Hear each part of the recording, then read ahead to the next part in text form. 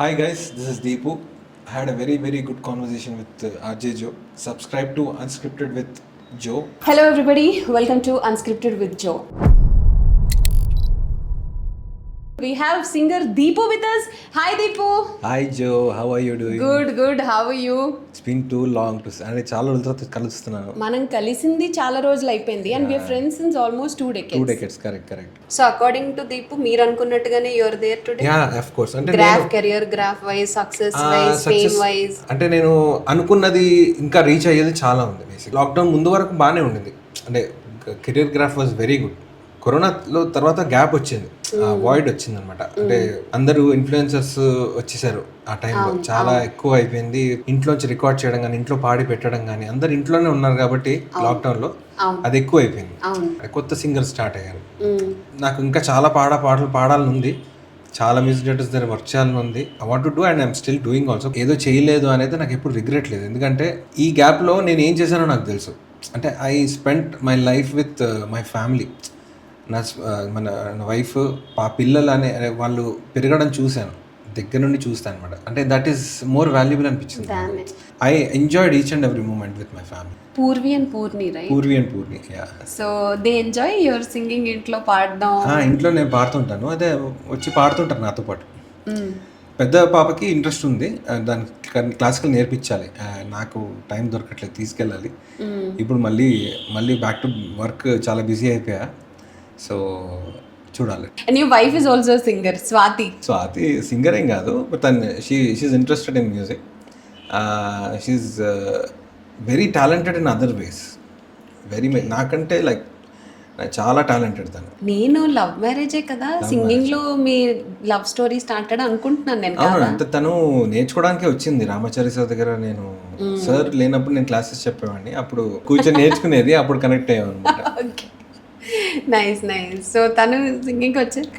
తను she is into media, అంటే like జెమినిటీవ్లో work చేస్తుంది ప్రస్తుతానికి. తను ఒక టార్గెట్ ఉంది తనకి, she want to achieve that. Nice. And coming back to your journey, your saying Covid టైంలో పెద్ద వాయిడ్ అని. సో దాని తర్వాత గెట్ బ్యాక్ మూమెంట్ ఏంటి? అది కోవిడ్ తర్వాత బేసిక్గా ఫైనాన్షియల్ క్రింజ్ స్టార్ట్ అయింది. తర్వాత నేను బ్యాండ్లో జాయిన్ అయ్యాను, ఒక బ్యాండ్లో, ఆక్టేవ్స్ అనే బ్యాండ్లో. సో దానివల్ల నాకు చాలా హెల్ప్ అయింది, చాలా సేవ్ చేసింది ఆక్టేవ్స్ నన్ను ఫైనాన్షియల్గా కానీ, అంటే జనాలతో టచ్లో ఉండడం దాని పరంగా. కాకపోతే నాకు ఏమనిపించిందంటే బ్యాండ్ వల్ల నాకు చాలా ఓవర్ యూజ్ ఆఫ్ వాయిస్ అనిపించింది. అంటే వేరేలాగా షోస్ చేసేవాడిని అంతకుముందు, ఆ ప్యాటర్న్లోకి వెళ్ళడానికి టైం పట్టింది అనమాట. సో ఈ బ్యాండ్ కల్చర్ ఎప్పుడు స్టార్ట్ అయిందో నా రెగ్యులర్ది మిస్ అయింది. అంటే దాంట్లో నా పేమెంట్ ఎక్కువ రెగ్యులర్ దాంట్లో, బ్యాండ్లో తక్కువ. సో నాకు I want to get back there అని చాలా రోజుల నుంచి అనుకున్నా. అయితే కొన్ని రోజులు నేను I have sung in bands. తర్వాత నేను నా బడ్జెట్ అంటూ పెట్టుకొని అదే బడ్జెట్లో నేను బ్యాండ్స్ క్లబ్స్లో చేద్దామని నేను ఫిక్స్ అయ్యాను. సో అది కాకుండా నేను నార్మల్ షోస్కి కూడా వెళ్ళిపోయాను. I'm doing the shows right now. So bands ఒక టైంలో ఎక్కువ చేశారు. బ్యాండ్స్. సో అది ఎఫెక్ట్ చేస్తుంది వాయిస్కి. ఇప్పుడు కొన్ని వాయిస్ పోకుండా మేనేజ్ చేయడానికి కొన్ని టెక్నిక్స్ ఉంటాయి బ్యాండ్లో సింగర్స్కి. అంటే ఓవర్ ద టైం దానివల్ల వాయిస్ ఇప్పుడు చాలా ఒకసారి ట్రబుల్ ఇచ్చిందంటే అది హీల్ అవ్వడానికి చాలా టైం పడుతుంది. అదే అంటే అంత ఓవర్ యూజ్ చేసి కొంచెం మనము రికార్డింగ్ మైక్స్ ఉంటాయి కదా, చాలా సెన్సిటివ్ ఉంటాయి. వాయిస్లో ఏమైనా చిన్న చేంజ్ వచ్చినా తెలిసిపోతుంది. చిన్న థింగ్స్ ఉంటాయి కదా, అది ఫీల్స్ కానీ ల్యాండింగ్స్ కానీ అవన్నీ ఎఫెక్ట్ అవుతాయి ఈ లైవ్ సింగింగ్ ఎక్కువ అయిపోతాయి. సో అది అని నాకు అనిపించింది. That's my feeling. ఇప్పుడు బ్యాండ్స్ లో పాడుతున్న వాళ్ళందరు సింగర్స్ కి ఛాలెంజ్ ఉంది. అయితే బేసిక్గా వార్మప్ 100% చేయాలి. వార్మప్ చేయకుండా you shouldn't Singh on stage అని నాకు అనిపిస్తుంది. ఎందుకంటే బ్యాండ్స్లో అది చెప్పాను కదా, బ్రెత్ ఓవర్ ఇప్పుడు వాయిస్ ఎప్పుడు పోతుంది అంటే బ్రీత్ అయిపోయినాక కూడా మనం స్ట్రెయిన్ చేసి పాడతాం కదా స్టేజ్ పైన, ఆ టైంలో పోతుంది voice. Breath should be health, అంటే lungs should be full when we are singing on stage. Lungs full ఉన్నప్పుడు వాయిస్ పోదు. అండ్ వార్మప్ చేసుకోవాలి కొంచెం, అంటే అన్ని నోట్స్ ఒకసారి టచ్ చేయాలి. వార్మప్ అన్ని నోట్స్ టచ్ చేసి వస్తే when you're singing on stage it will sound good and voice కూడా పోదు అండ్ రాదర్ ఇంప్రూవ్ అవుతుంది. మీకు అర్థమైందా? బ్రీతింగ్ ఎక్సర్సైజ్ వార్మప్స్ చేస్తే ఎవ్రీడే వాయిస్ పోదు స్టేజ్ పైన ఎంత పాడినా కూడా అది ఇంప్రూవ్ అవుతూనే ఉంటుంది కానీ అసలు తప్పదు వాయిస్. ఆపర్చునిటీస్ పరంగా ఈజ్ దేర్ ఎనీ మిస్టేక్, అంటే నేను ఈ మిస్టేక్ చేయడం వల్ల ఒక ఆపర్చునిటీ మిస్ అయిందని ఏమన్నా అనిపించిందా ఇంకా all through the career? Opportunities కొన్ని అంటే ఈ సోషల్ మీడియా వల్ల నాకు కొంచెం కొన్ని ఆపర్చునిటీస్ పోయినాయి.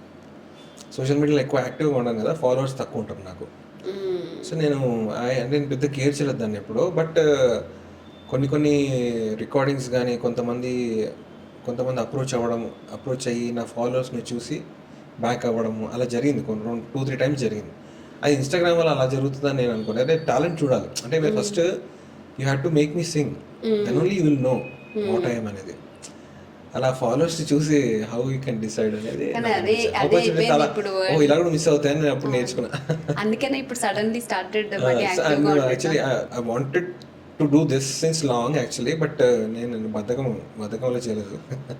బట్ ఇప్పుడు నేను రెస్పాన్స్ బాగా వస్తుంది కదా, ఐ వాంట్ కంటిన్యూ ఇట్. కొంచెం ఫాలోవర్స్ని పెంచుకోవాలి. సో లౌడ్గా ఉండడం ఇష్టం ఉండదు, అన్నెసరీ కాంట్రవర్సీలోకి వెళ్ళడం ఇష్టం ఉండదు. యు ఆర్ లైక్ ఒక స్మూత్ పాత్ అంతే. I enjoy my life. You enjoy your life. నేను ప్రతి మూమెంట్ ఎంజాయ్ చేస్తాను. ఇన్బిల్ట్గా ఒక పీస్ అని ఒక చిప్ ఉంది నాకు. నేను ఎక్కువ ఓవర్గా ఎక్సైట్ అవ్వను దేనికి. ఎక్కువ కోపం రాదు. కోపం వచ్చినా కూడా ఫర్ మూమెంట్ ఉంటుంది. కానీ గట్టిగా ఒకసారి గట్టిగా మొత్తం కక్కేసిన తర్వాత మళ్ళీ కామ్ అయిపోతాను. కోపం అలా ఉంటుంది. ఎక్సైట్మెంట్ అంటే హ్యాపీగా ఎక్కువ ఉంటాను. మీ బ్యాచ్ అందరితో కంపేర్ చేస్తే యువర్ డిఫరెంట్ అయితే కంప్లీట్లీ. నేను చాలా డిఫరెంట్. అసలు అందరూ లౌడే, యాక్టివ్గా ఉండడం, సోషల్ మీడియాలో యాక్టివ్ ఉండడం, ఈవెంట్స్ బ్యాక్ టు బ్యాక్ చేయడం, గోల చేయడం. ఇంకొకటి ఏంటంటే ఈ సోషల్ మీడియాలో యాక్టివ్గా ఉండకపోవడం వల్ల ఫాలోవర్స్ తక్కువ ఉండడం వల్ల వీడు చిన్న సింగర్ అనే ఫీలింగ్, అంటే వాళ్ళకు ఒక మంచి ప్లేబ్యాక్ సింగర్ ఇన్ని హిట్స్ పాడారనే ఒక థింగ్ ఎవరికి మైండ్లో రావట్లేదు. బయట ఇప్పుడు ఎవరైనా వేరే లాంగ్వేజ్ మ్యూజిక్ డైరెక్టర్ నన్ను పిలవాలన్నా ఈ సీయింగ్ మై ఇన్స్టాగ్రామ్ ఫాలోవర్స్ అంటే అది అంటే ఐ డోంట్ నో ఆ క్యాల్కులేషన్ ఏంటి నాకు అర్థం కాదు. కానీ ఇన్స్టాగ్రామ్ అంటే నిజంగా అన్ని హిట్స్ ఉంటే ఇంత ఫాలోవర్స్ ఉండేవారు కదా అని ఒక థాట్ ప్రాసెస్లో వెళ్తున్నారేమో నా feeling. But okay, I do my thing. And ఇప్పుడు ఏదైనా ప్రయత్నం మనకి మాత్రమే చేయగలుగుతాం మనం. నేను నా ప్రయత్నం ఇప్పుడు స్టార్ట్ చేశాను.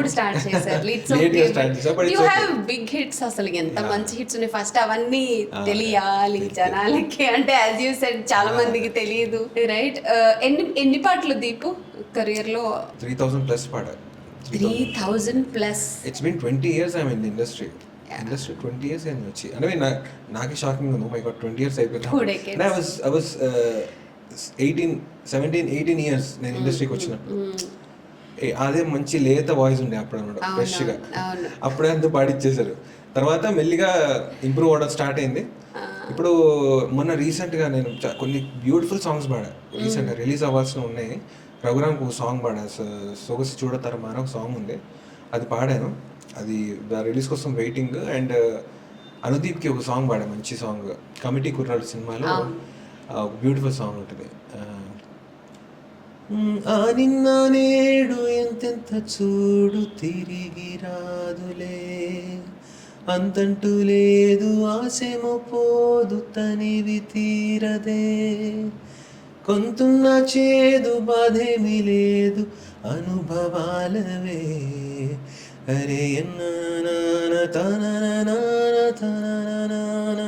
సాంగ్ ఉంటుంది. ఆ సాంగ్ ఎండ్ టైటిల్స్ దగ్గర వస్తుంది. చాలా బ్యూటిఫుల్ సాంగ్. కొన్ని సాంగ్స్ పాడా రీసెంట్గా, బ్యూటిఫుల్ సాంగ్స్ పాడా. అది ఇంకా రావాలి. ఇంకా 3,000 పాటలు అంటే చాలా ఎక్కువ దీపు, చాలా ఎక్కువ. ఆఫ్ కోర్స్ ఎంత 20 years అని రావాలిగా ఆపర్చునిటీస్. నేను కంటిన్యూస్గా పాడుతూనే ఉన్నాను, బయట తెలియదు అంతే. కరోనా ముందు వరకు మై సాంగ్ వాజ్ ఏదో ఒక సినిమాలో ఎక్కడో థియేటర్లో ప్లే అవుతూ ఉండేది. ఎప్పుడు స్టార్టింగ్ కెరీర్ నుంచి మొన్నటి వరకు ఎప్పుడు అలా ఏదో ఒక సినిమాలో ప్లే అవుతూ. మొన్న తమనన్న కూడా పాడాను, జవాన్ అనే సినిమాలో బంగారం అనే సాంగ్ హిట్ అయింది. ఏదో ఒక సాంగ్ నడుస్తూనే ఉంటుంది థియేటర్లో నాది. సో కంటిన్యూస్గా నేను పాడుతూనే ఉన్నాను. సో యూఆర్ సేయింగ్ 3,000 సాంగ్స్ కదా, 3,000 సాంగ్స్కి ఈక్వల్గానే ఉందా మానిటరీ కూడా?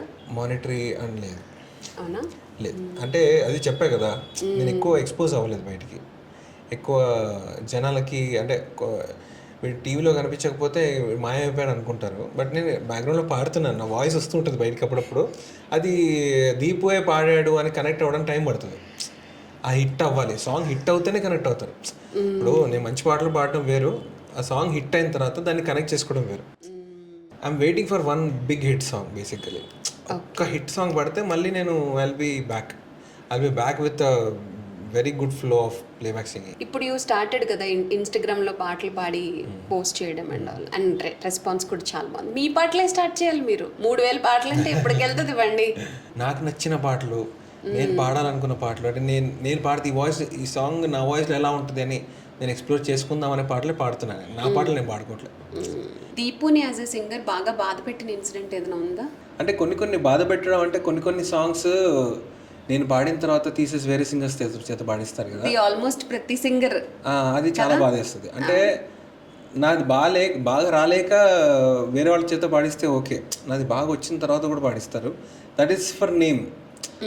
మన తెలుగులో బేసిక్గా తెలుగు సింగర్కి కొంచెం వాల్యూ లేదనిపిస్తుంది నాకు. Apart from music directors, they don't value singers.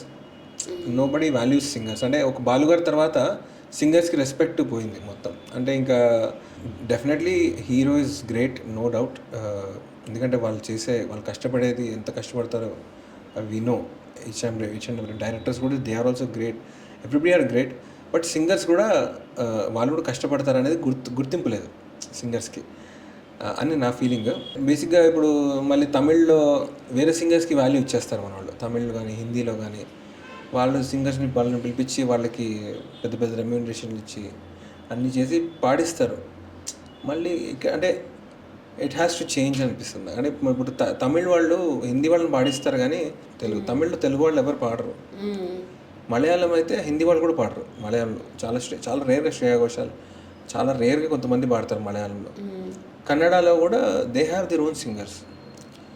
కన్నడలో కూడా వేరే లాంగ్వేజ్ సింగర్స్ ఎవరు పాడరు. మన తెలుగులోనే తమిళ సింగర్స్ వచ్చి పాడతారు, అందరూ వచ్చి పాడతారు మన తెలుగులో. తెలుగు సింగర్స్కి ఏంటంటే ప్రాబ్లం, లోకల్ సింగర్ అని ఒక బ్రాండ్ పడిపోతుంది. కానీ అది నాకు ఒకటి అర్థం కాదు. కానీ దాన్ని బ్రేక్ చేసిన వాడు ఒకడు ఉన్నాడు. లోకల్ సింగర్ అనే దాన్ని బ్రేక్ చేసిన వాడు అనురాగ్ కుల్కర్ని చాలా నాకు గ్రేట్ అనిపిస్తుంది. ఎందుకంటే ఒక స్టీరియో టైప్ ఫీలింగ్ ఏంటంటే తెలుగు సింగర్స్ లోకల్ సింగర్ అనే దాన్ని బ్రేక్ చేసి చాలా అద్భుతమైన పాటలు పాడాడు, చాలా అద్భుతంగా పాడాడు. అండ్ ఈస్ కీపింగ్ అప్, ఇంకా పాడుతున్నాడు. I'm very happy that Anurag did this. ఇప్పుడు బేసిక్ ఏంటంటే దానికి చాలా ధైర్యం కావాలి.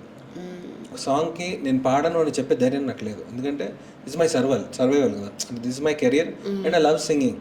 నేను ఇంత ఇస్తేనే పాడతాను లేకపోతే పాడను అని ఎప్పుడు చెప్పలేదు. నేను చాలా రేర్ సిచ్యువేషన్స్, మరీ దారుణంగా పేమెంట్లు ఉంటే అది చెప్తాను తప్ప, మామూలు మీడియోకర్గా పేమెంట్స్ ఇస్తే ఓకే సర్లే ఒక 5,000 అటు ఇటు అయినా పర్లేదు పాడేద్దామనే ఫీలింగ్లో వెళ్ళి పాడేస్తాను.